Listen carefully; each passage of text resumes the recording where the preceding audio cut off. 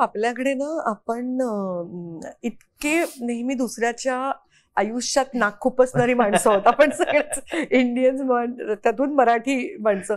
अरे लग्नाला मग काय गुड न्यूज कधी? हा म्हणजे अरे त्यांना होऊ द्या जरा थोडासा संसार करू द्या, हा मग गुड न्यूज असं ते इतकं स्वाभाविकपणे निघतं. तर तसंच थोडंसं आमच्या चित्रपटातही भाष्य आहे की प्रत्येकाला आपली स्पेस हवी असते, महत्वाची असते. आणि स्पेस हा काय प्रकार आहे माझ्या पिढीला? तर म्हणजे तुला स्पेस म्हणजे फारच आगाऊपणा आहे. व्हॉट यू मीन बाय तुला स्पेस पाहिजे? मिळणार नाही असं बेसिकली आमच्या पिढीचं म्हणणं असतं. की आज माझ्या मुलांनी म्हणणं मला स्पेस पाहिजे, मला थोडंसं कुठेतरी इन्सल्टिंग वाटतं. म्हणजे he doesn't want me in his life.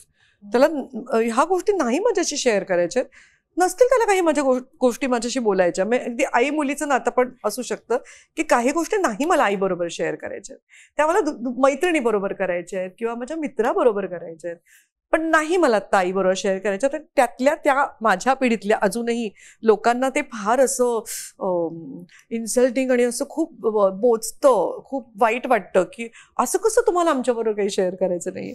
So ती पण त्याच्यामध्ये ती गोष्ट आहे की विचारणं सतत की लग्न झालं की काय गुड न्यूज कधी आहे. म्हणजे लग्न झाल्यावरती पहिला प्रश्न तोच असतो सगळ्यांचा. आणि ते